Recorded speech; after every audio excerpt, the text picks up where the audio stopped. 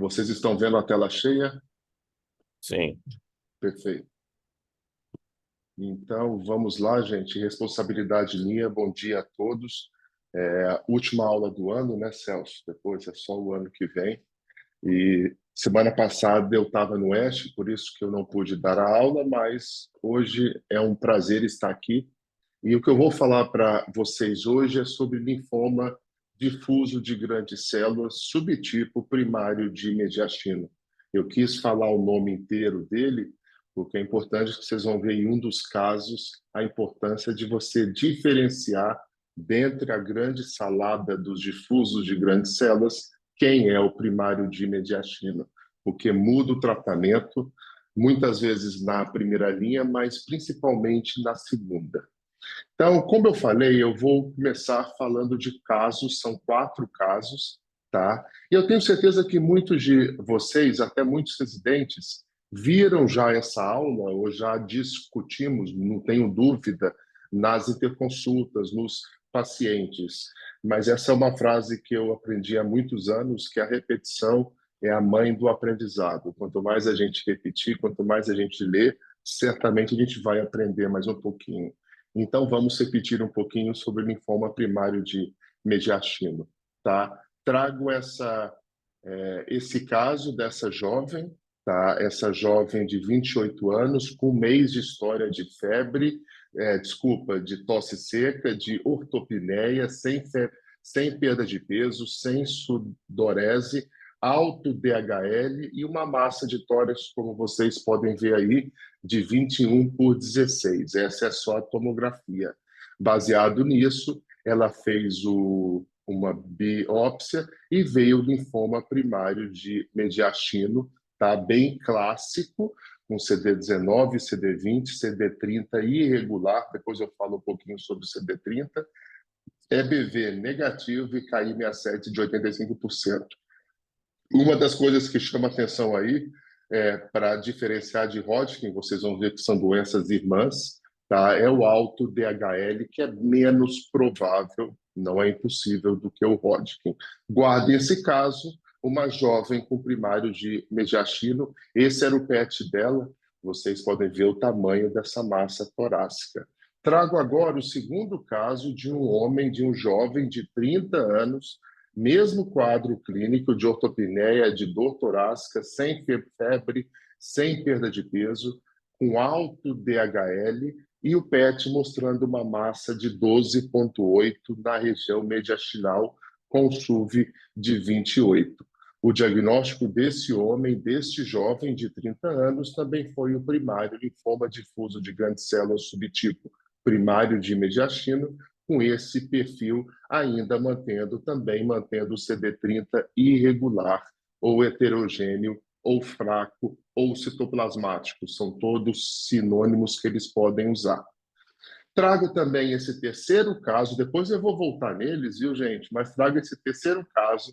Então, era uma jovem de 28, um jovem de 30, agora uma jovem de 30 anos, que o ano passado teve tosse seca por 1 mês, uma dor abdominal severa com vômitos, que foi o que levou ela ao pronto-socorro. Naquela época, ela estava com uma pancreatite importante, estava com mais de 5.000 de amilase, perdeu 7 quilos em 7 semanas, a gente não sabe se foi pela doença, um alto DHL, e o que o PET mostrou, eu já estou me antecipando, né, com toda a investigação, mas ela internou por uma pancreatite, e o que o PET mostrou foi essa grande massa mediastinal e essa massa pancreática heterogênea aqui, que provavelmente era a causa da pancreatite. Tá? Essa paciente veio de Londrina com esse diagnóstico de linfoma difuso de grandes células, CD20 positivo, CD10, fraco, MU1 positivo, PAC5, MIC positivo, KI67 de 80%. Qualquer um de nós cairia facilmente que isso é um linfoma difuso NOS, ou sem outra especificação. Mas eu sempre falo para vocês, entendendo um pouquinho a doença, pelo menos alguma coisa a gente tem que ligar uma chavinha. Jovem mulher com massa mediastinal, a gente tem que pensar em primário.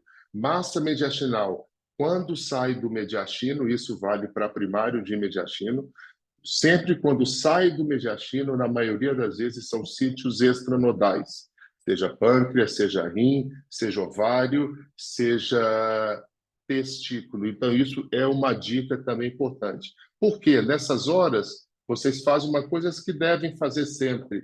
Mandei uma mensagem para a Yara, que é a nossa patologista do Oswaldo Cruz, e discutir com ela. Olha, eu estou com um caso de uma paciente que veio com diagnóstico difuso, mas eu acredito ser o primário de mediastino. Será que você poderia fazer o CD30, o CD23 e o Epstein-Barr? Então, isso é uma coisa, esse contato com o patologista é fundamental. Porque depois que a Yara revisou o caso, ela soltou como linfoma primário de mediastino, porque tinha tudo aquilo que foi falado, nada disso estava errado, porém faltou CD30, que veio irregular, EBV negativo, é uma das coisas que diferencia de Hodgkin, e o CD23 veio positivo, que é muito característico, não é patognomônico, lógico, muito característico do primário de mediastino. A importância de conversar com o patologista. Basicamente, depois desses casos aí, eu vou voltar neles, o linfoma primário de mediastino, ele corresponde a 7% de todos os difusos de grandes células, ou seja, 2,5% de todos os linfomas não Hodgkin. 70% acometem mulheres jovens, diferente do Hodgkin, que tem uma leve predileção, 1,5, no máximo 2, dependendo do país, para homens, tá? A maioria das vezes, 90%, se manifesta como uma massa mediastinal, por isso que o nome foi este.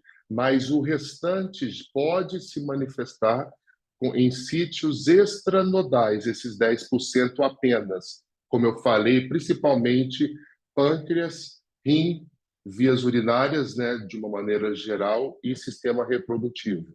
Tá? Essa é uma frase do NCCN desse ano, mulher jovem com uma grande massa de mediastino anterior, a gente tem que excluir linfoma primário de mediastino. Tá? E por que eu falo que o primário de mediastino, o Hodgkin, e falo mais agora, o Gray Zone, o linfoma, que é um linfoma que até a gente realmente acha ele cinzento. É um linfoma que a gente não consegue entender muito bem o que é ele. Por quê? Todos esses três linfomas, eles se originam da mesma célula B. É a célula B que não fica em gânglio, principalmente. É uma célula B que fica no timo, tá? É uma célula B tímica que ela foi para o timo para apresentar antígenos aos linfócitos T. Vocês se lembram nas aulas de imunologia que é no timo que ocorrem duas coisas que eles chamam de negative and positive selection do repertório de linfomas T. E essa célula B tímica está constantemente ativada, e eu sempre falo para vocês, isso vale para dengue ou para mononucleose. Linfócito ativado, linfócito grande, e expressa o CD30 na maioria das vezes, porque o CD30 é um receptor de TNF. Voltando, então, essa célula B tímica, se sofrer alguma mutação, geralmente, vejam desse lado esquerdo, envolvendo a via NF-κB, a via JAK-STAT, a maioria dessas células B tímicas que originam o linfoma vão apresentar mutação no gene 9p24.1, que é o gene do PDL1, além de perda de apresentação ou mutação nos MHCs HLA de classe 1 e 2. Ou seja, se essas células do timo B sofrerem essas alterações, certamente elas podem originar um desses três linfomas. Do lado esquerdo, em verde, o Hodgkin, que se caracteriza principalmente por um CD30 forte. Isso é fundamental. CD15, na maioria das vezes, mas não precisa ser sempre. CD20, na maioria das vezes, negativo, mas é um CD30 forte. Em contrapartida, vamos para o lado direito, no quadrado azul, o linfoma primário de mediastino, ele é obrigatoriamente CD20 positivo, ele é obrigatoriamente CD15 negativo, porém, ele tem o CD30 fraco. Então, veja que esta é a grande diferença, porque se você tiver um linfoma de Hodgkin que expressa o CD30, CD20, desculpe, veja como isso pode se dificultar. Daí a importância de falar com um patologista ou discutir o caso com seus pares ou amigos. Mas, e quando eu falei do Hodgkin e eu falei do primário de mediastino, quando eu junto esses dois numa quimera, você tem o linfoma Greyzone, que é o linfoma, o jeito mais correto de descrever o Greyzone é o quê? Linfoma da zona cinzenta. É um linfoma que possui áreas de células de Reed-Steinberg, áreas de Hodgkin e também possui áreas de difuso de grandes células. Se você tiver esse laudo, mais raramente a gente tem esse laudo tão didático, e isso é o linfoma Greyzone, tá? E isso já não é novo, viu, gente? Quando eu acabei a residência, e nos anos 2000, foi quando lançaram, tá, esse artigo do Alisa da Nature, tá, mostrando que a gente hoje fala como uma coisa comum, mas na época foi groundbreaking, digamos assim, que foi quando eles mostraram que existiam dois tipos de linfoma difuso de grandes células. Aquele linfoma de células B ativadas, ou também chamado de pós-centro germinativo, de células já maduras que encontraram com antígeno, ou linfoma B de células do centro germinativo, que aí usando gerúndio, que eu detesto, mas são células que estão encontrando com antígeno e estão se replicando.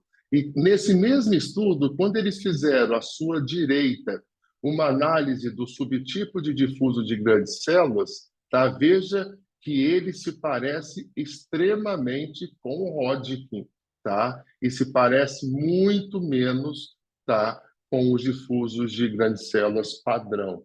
Então, daí que, desde essa época, que começou a investigação por que, que o primário de mediastina era tão parecido com o Hodgkin, tá? Se eu falo que todos têm a mutação do gene 9p24.1, que é o gene que codifica o PDL1, tá? A gente imagina, então, que existe uma manipulação grande. Células que expressam o PDL1, células tumorais que expressam o PDL1, são células que já são inteligentes o suficiente para burlar o sistema, o microambiente e torná-lo anérgico. Vocês sabem disso, ou seja, começa a recrutar linfócitos, expressar o PDL1, isso levando à exaustão, que é essa figura bonita, mas nada mais é do que o sistema imune tentando brigar com o tumor, mas devido às características intrínsecas do tumor, dentre elas passar, exaurir o sistema imune, você tem o aparecimento seja do primário,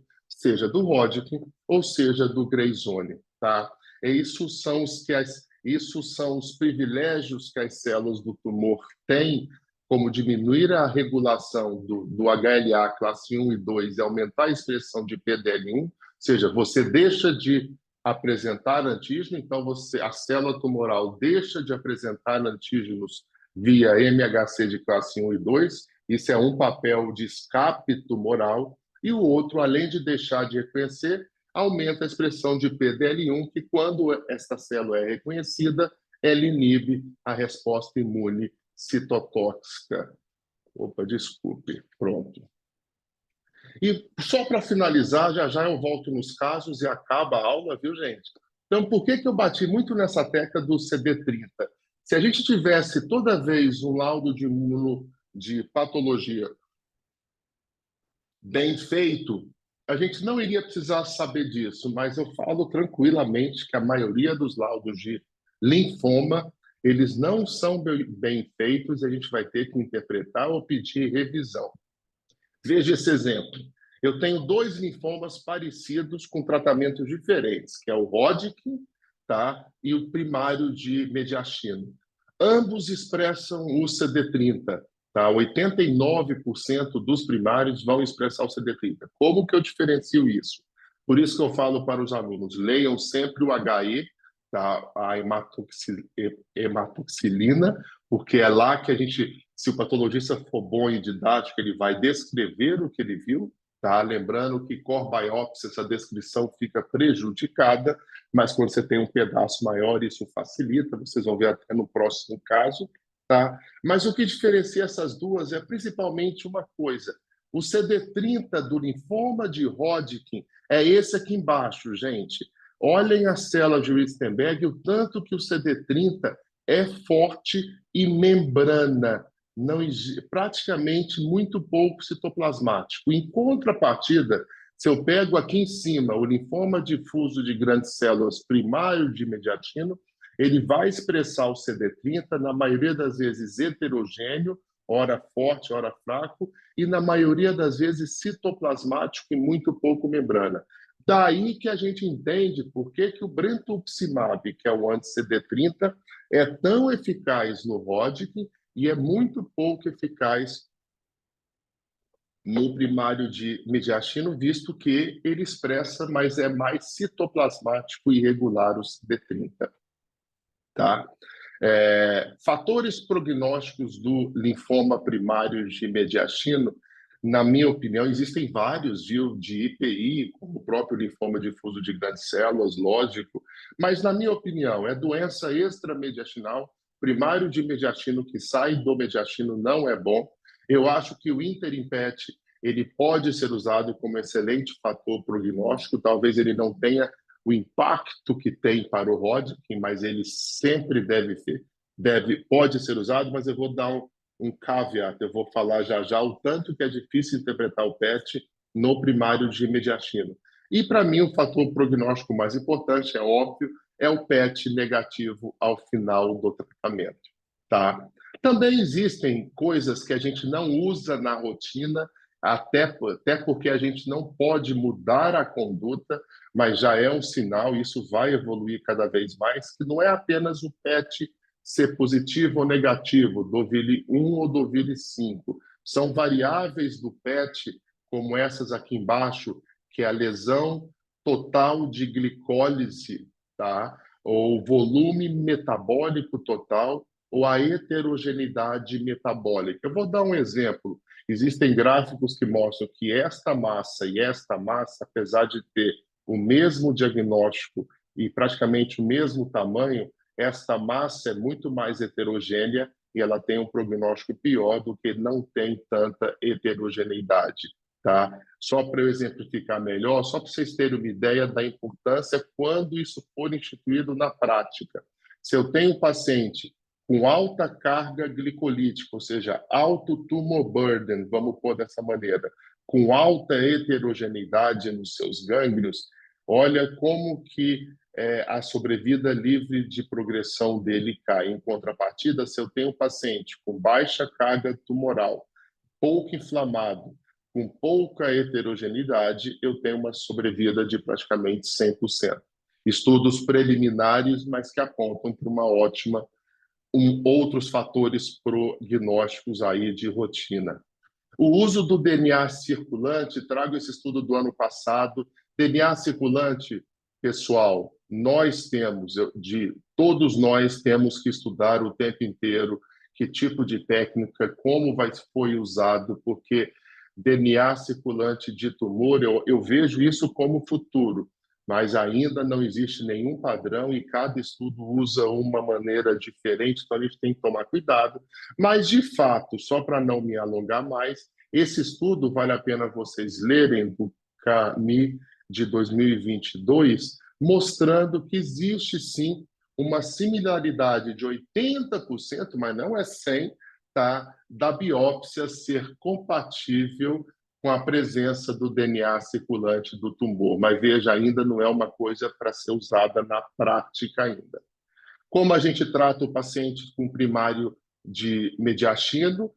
Primeira linha, vou ser breve, RDA-EPOCH, R-CHOP14 ou R-CHOP21, tá? O primário mediastino tem uma excelente resposta com uma cura maior do que o difuso de grandes células padrão, que gira em torno de 85% a 90%. A dúvida sempre na primeira linha não é uma dúvida fácil de se resolver, é se faz ou não radioterapia.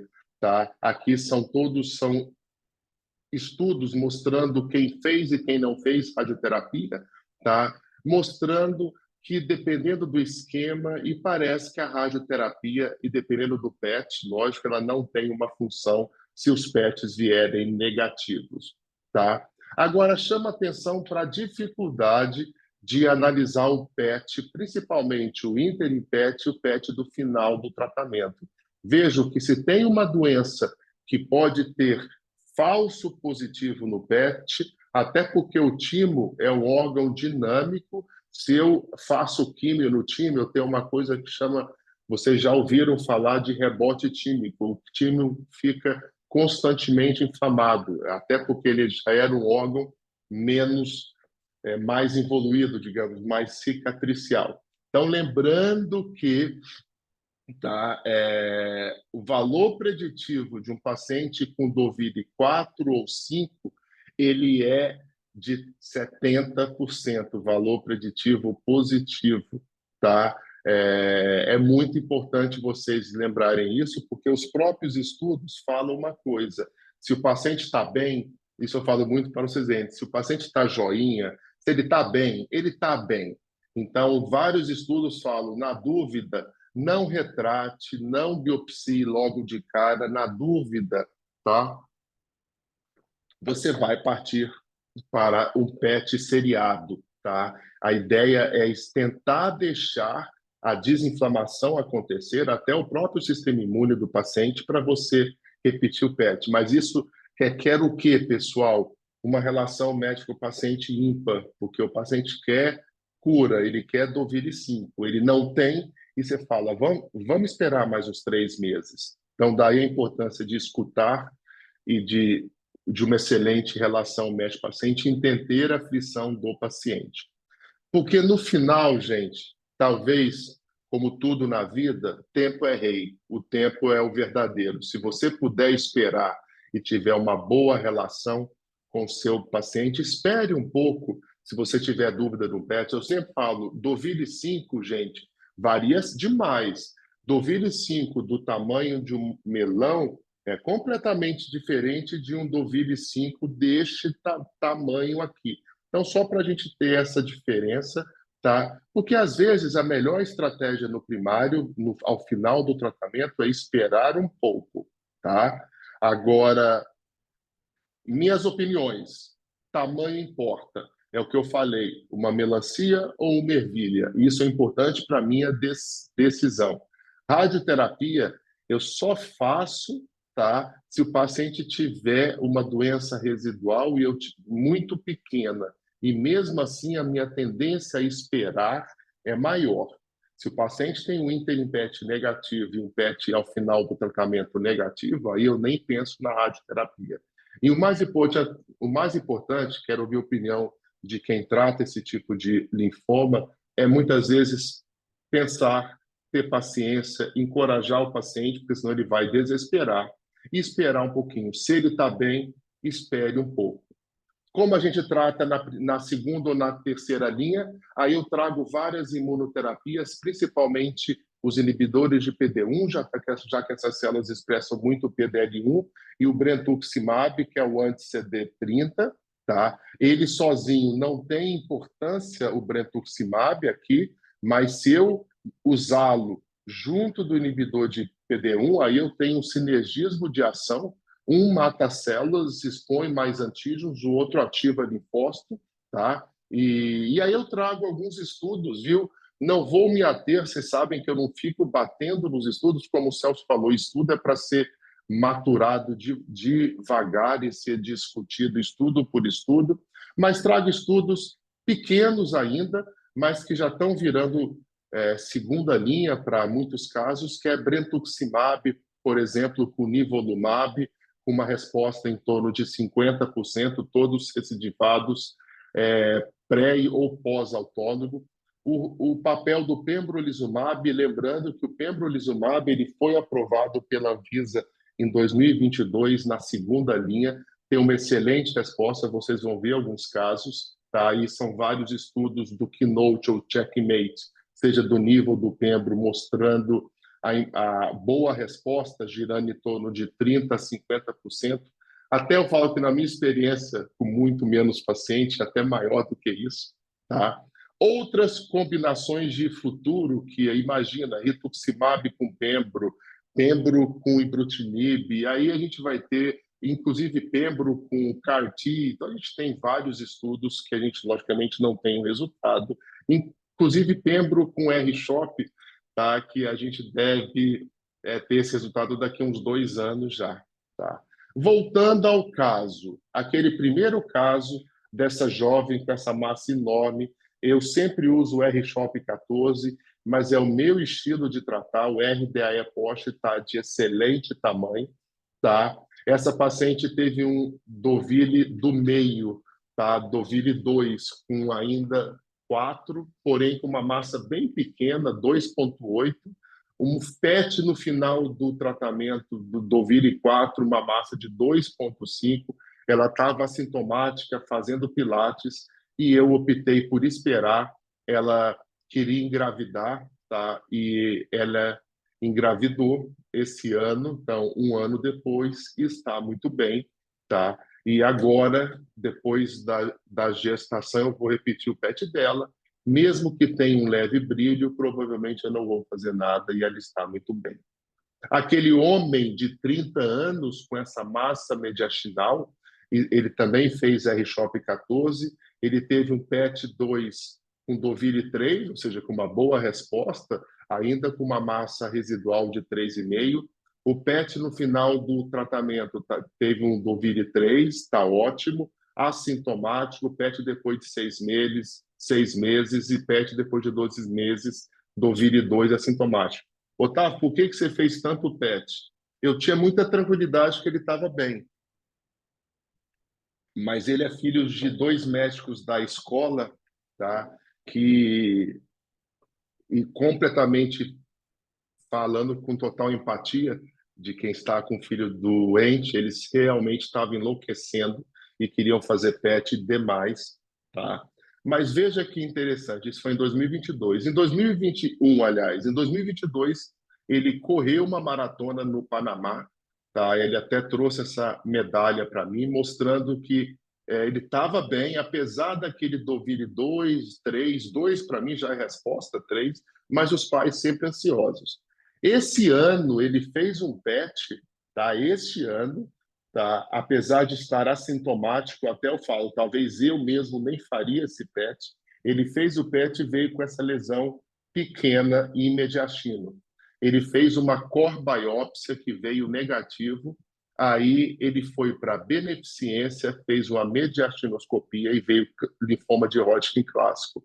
Esse paciente, eu perdi esse paciente, ele foi tratar lá na BP, tá, por ansiedade do pai, eu vou contar por quê, e da mãe, e eu espero que lá na BP eles comecem com pembro, tá? Mas não façam químio nem transplante. Essa é a minha opinião para este caso. Por que esse caso foi para BP? Porque quando ele fez uma core biópsia, eu falei, vamos esperar um pouco, veio negativa, pode ser que não pegou a área, mas vamos esperar um pouco, passar o final de ano e a gente faz uma biópsia o ano que vem. Por duas coisas. Uma, porque ele estava correndo maratona, e duas, porque a gente tem que ter fé também no sistema imune de um jovem. Talvez ele dê conta desse recado. Não estou falando em milagre, só ter fé no sistema imune. Só que os pais não conseguiram aguardar a minha sugestão e me marcaram uma consulta. Até a mãe ligou e falou assim: doutor, estou marcando uma consulta com o doutor Fernando Maluf, viu? Porque nós não aguentamos não fazer a biópsia. Eu falei: ah, não, gente, não vai lá não, deixa eu encaminhar um hemato bom lá na BP. Então, essa paciente está com a hematologia, tá com o Fábio e com o Felipe. E eu espero que ele inicie com pembro. Veja, um primário que virou um Hodgkin numa recidiva. Tá? E o último caso, volto que aquela jovem de 30 anos que teve o diagnóstico inicialmente de um difuso de grandes células NOS, que tinha massa pancreática, que veio por pancreatite e acharam a massa mediastinal. Ela fez R-CHOP 14, ela progrediu, tá? Não é nem que não respondeu, o PET-V, ela progrediu com piora dos sintomas, fizemos uma nova biópsia, manteve o difuso de grandes células primário de mediastino, Ela foi para pembrolizumab, fez por 12 meses o ano passado. O PET estava com Dovile 4, ainda com leve brilho em pâncreas e mediastino. Eu fiz RGVD, 2 ciclos, e transplantei ela, tá? Essa é a Kessila, ela logicamente deixou eu mostrar essas fotos, era uma gracinha, e eu brinco, e eu até brinquei com ela, transplantar um paciente pós-pembro, tá? Quando necessário, é outra história. Até eu brinquei com ela, com todo respeito, ela achou graça, eu falei, ó, é muito bom transplantar uma jovem com a coxa grossa, porque músculo a gente sabe que é vida, né? E por último, e não menos importante, não é fácil tratar linfoma, acho que só não tem dúvida quem não sabe tratar. Então, sempre discuta os seus casos com seu time, com seu supervisor, nos seus grupos, mas nunca faça uma medicina sozinha. Muito obrigado, viu, gente?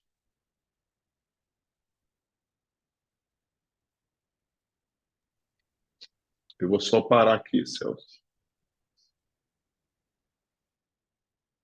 Pronto. Sa-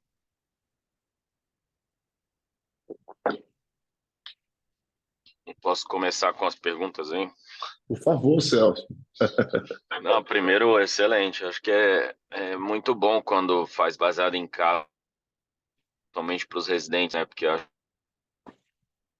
que a informação, para você aplicar isso nesse sequenciamento, ou nessa lógica, né, do que vai ser o tratamento, é importante para poder visualizar, né? Especialmente É, no nosso como é contexto também. heterogêneo, né? Mesmo tendo o mesmo Exato, diagnóstico, né? Muda demais, né, Celso? Não tem exato. dúvida. E acho que é essa medicina mais individualizada também, né? Porque se no final, acho que a gente vê, principalmente nos Estados Unidos, ali aquela coisa, seguir guideline, né? E a gente vê que o que você falou, eu acho que é essencial para não ficar preso no. Senão não precisa ser médico, né? Dá para você Sim, é verdade. O chat faz isso. ser facilmente ali, se fala isso e tal, sendo que na verdade cada caso é um caso, né? E eu É. queria que você comentasse, como você falou que repetir nunca é demais, né? Sim, Acho que sim. felizmente a maioria dos pacientes vão parar na primeira linha, no primário de mediastina, né? Então só para, porque Felizmente. acho que a gente vê bastante comentou, então assim, o paciente no final do tratamento tem um PET positivo, uma pequena lesão residual. Acho que é só para reiterar ali com o residente as três opções que a gente tem. Uma seria o que muita gente faz, né? Considera como refratário e já pensa em linhas subsequentes, o que a gente sabe que seria certamente a pior opção. A Perfeito. outra é irradiar a lesão residual, que também com alguma de algo certamente é residual, então vou irradiar, porque aí eu consigo. E a última, que seria não fazer nada e observar depois de tanto tempo, e aí só queria que você comentasse O entre quê? observar Essas e três. e também até uma quarta que seria, na dúvida, você biopsiar para ver se é residual ou se é, Perfeito. porque muitas vezes acaba sendo uma demanda até do paciente, como você comentou, né, com esse caso, Justo. às vezes o próprio paciente fica, vou ficar, sei lá, um mês, porque em geral acho que na dúvida faria um PET em um mês, né, mas Eu acho. com a Não, doença Celso, refratária parece excelente. muito tempo. Aliás, eu até acho, Celso, que essa talvez é a grande pergunta da aula, essas três aí. Porque o tratamento muda, né? Hoje é assim, amanhã, semana que vem não é, mas é isso. Eu acho que talvez a conduta mais correta frente a uma massa residual ao final, estou falando no geral, cada caso é um caso, como o Celso falou, lógico, mas a conduta frente ao Dovile 4 até 5, mais pequeno no primário de mediastina, Celso, na dúvida, e o paciente está bem, eu realmente tendo a esperar. Tá? Então, eu repito o PET daqui a 3 meses.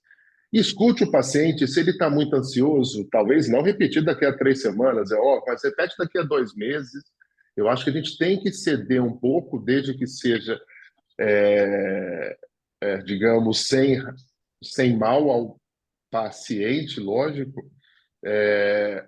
Irradiar massa residual, por serem muito jovens, só se eu tiver muita certeza que ele está curado, viu, Celso? E aqui aquela Uhum. massa é só um rebote. porque senão eu tendo até a guardar a rádio, se eu considerar que aquela doença, que aquilo ali é doença ao final do tratamento, eu até guardo a rádio para um futuro e vou. Aí entra a segunda pergunta sua. Lesão residual para primário de mediastino, você pode fazer por biópsia, tá? A chance de vir negativo é grande, porque às vezes só uma pequena área. Você pode fazer até uma mediastinoscopia e não pegar a lesão. Isso reforça, às vezes, você ter calma. Tá? Neste caso dessa paciente, até eu trouxe, porque isso acontece o tempo inteiro. Se eu tivesse entendido que a família estava realmente muito ansiosa, acho que faltou alguma comunicação nossa, assim, tá? Eu teria feito a mediastinoscopia, viu, Celso? Eu também não Uhum. vou deixar dois pais desesperados eu falar que não vou fazer. Porque a gente sabe que pode ser doença ali, né? Não tenho dúvida. Estou falando daquele caso. Então, mas eu acabei que a família se antecipou, marcou com o oncologista, ótimo. O importante é que fez a mediastino e agora veio o Hodgkin, tá? Então, esse é um caso interessante que muitos casos você consegue fazer com que o paciente espere um pouco, outros eles vão querer saber direitinho o que é isso. Não sei se eu respondi, Celso. Não, respondeu, sim. Tem pergunta no chat ali do Gabriel Ah, Coquito. Você tá. quer que eu leia ou você lê? Eu não estou abrindo, rapidinho, deixa eu só abrir aqui. Eu falo já para você, então, que é duas dúvidas. O que considerar para decidir entre RDA-EPOC ou R-CHOP? E necessariamente você precisa consolidar a radioterapia, caso opte por R-CHOP, ao invés do esquema mais intensivo. Eu acho que a grande vantagem do R da EPOST é que você consegue evitar, isso é um fato, você consegue evitar mais aula, você consegue evitar muito mais a rádio no R da EPOST do que no R-Shop, tá? Mesmo no R da EPOST, aqueles dados do Danive, lá do NIH, eles são muito retinhos, tá? E evitou muito mais a rádio do que eu vejo na prática com o RDA post. Porque, de novo, vem o Dovile 4, acaba que o médico muitas vezes faz o RDA post. Mas o fato é, se optarmos pelo RDA post, é o esquema mais intenso, mas você consegue poupar a radioterapia na maioria das vezes. A minha escolha, Coquito, pelo R-Shop 14 é uma escolha. Eu poderia até fazer o R-Post desculpa, o R-Post no Oswaldo e o R-Post na escola. A gente pode, mas eu optei por fazer o R-Shop 14. Os dados são iguais, tá? E eu consigo fazer a mesma coisa no Oswaldo e na escola. A minha experiência, eu consigo evitar a radioterapia, estou falando na minha experiência com poucos casos, tá? Com R-Shop, eu ainda evito a rádio, viu? Se ele tiver tido uma boa resposta, tá? Uma massa de 20 foi para 1 centímetro, o paciente está muito bem, eu muitas vezes não faço a rádio. Só para finalizar, Coquito, quem faz R-Shop tende a fazer mais rádio do que quem faz RDE post, sim.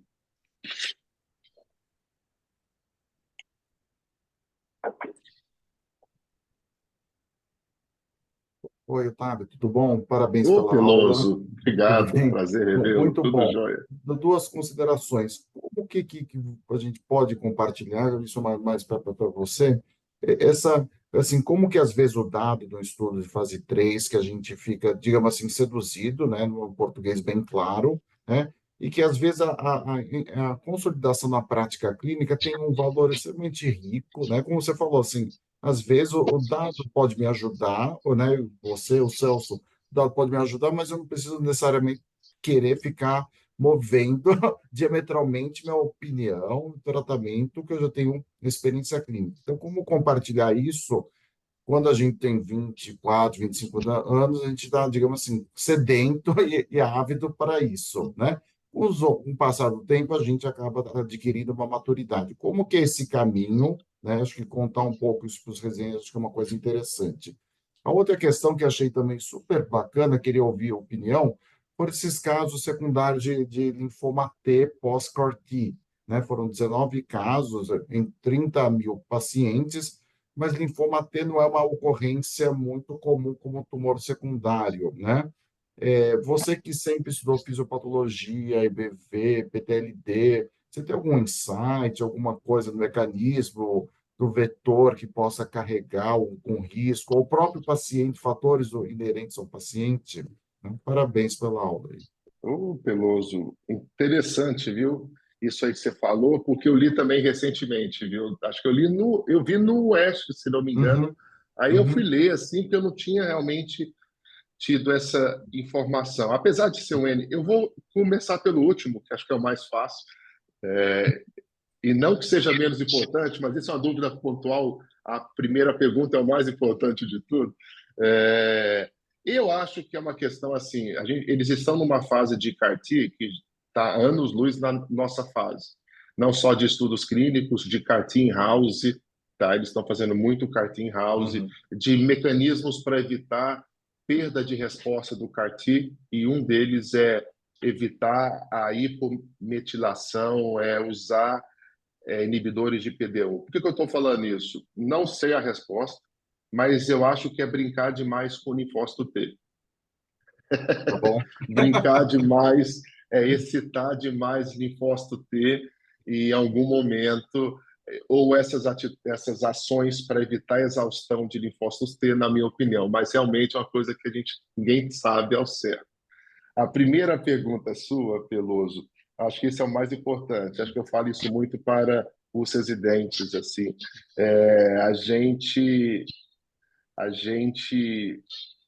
primeira coisa, isso só para voltar, Peloso. Você falou estudos clínicos, eu só vou falar estudos clínicos que são bem feitos, tá? Porque, ó, se partir para estudo clínico que não são bem feitos, aí entra o papel do Celso, que perfeitamente discute os artigos com os residentes de todas as áreas, numa visão crítica. Mas estudos bons. Eu acho que tem uma coisa que os alunos têm que entender, e é imunologia, Peloso, tem que tentar entender a doença de verdade.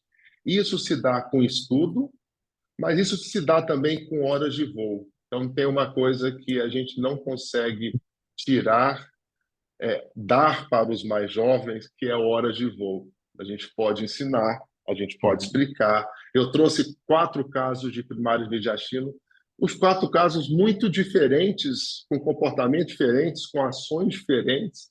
E então eu acho que é entender imunologia, que a partir do momento que eu começo a entender que o primário é muito parecido com o Hodgkin, eu consigo entender os mecanismos de ação das drogas. Então aí vai além do senso crítico do fase 3, mas vai do conhecimento da base de imunologia. E horas de voo, né? Eu trocaria horas de voo por idade. Não sei, viu, Pelo? Eu trocaria horas de voo para ter 35 anos, talvez. Brincadeira, mas é Não isso. é? Mas isso é uma boa jornada, né? E aquela história que assim, a água fria bate, a gente sabe criar Justamente. mecanismos de adaptação. Vamos colocar dessa maneira. Muito bom, Otávio. Parabéns.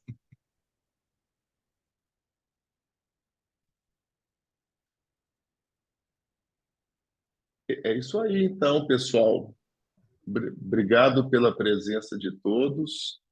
Tá? Eu vou aproveitar um tempinho, passar para Tem o uma Celso, lógico. outra, O que é, tem Celso? uma outra Desculpa. pergunta ali só. Ah, então vai, por favor. Peraí Eu que estou lendo aqui. a internet que caiu Tá. aqui, eu perdi É, o quem microfone foi que fazer. fez? O Gabriel. Gabriel, sim, eu já li. Gabriel, não é comum, mas se você tratar linfoma, você vai ver. Eu já tive alguns casos, eu e o Fábio, não sei se o Fábio está presente, eu e o Fábio tivemos um caso, não é esse caso, é um caso antigo, de uma médica de Manaus que tinha o primário mediastino, depois virou Hodgkin. A própria Michele Valério, da nossa Interconsulta, ela era o primário mediastino, virou um Grey Zone, e Então, eu acho que essa transformação, ainda mais nas recaídas, isso pode acontecer, tá? É, a ide- Você vai tratar como você trata Hodgkin. O primário de mediastino, depois do R-CHOP ou RDA-EPOCH, o pensamento ele tem que ser mais parecido com Hodgkin do que como primário. Essa é a minha opinião, Gabriel.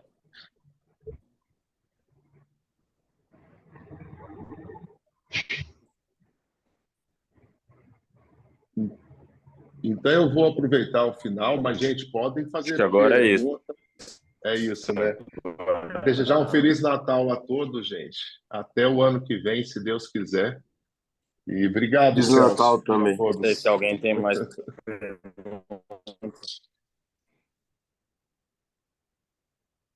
Tchau, tchau, gente. Boa Feliz Feliz semana aí. Natal a Natal. todos.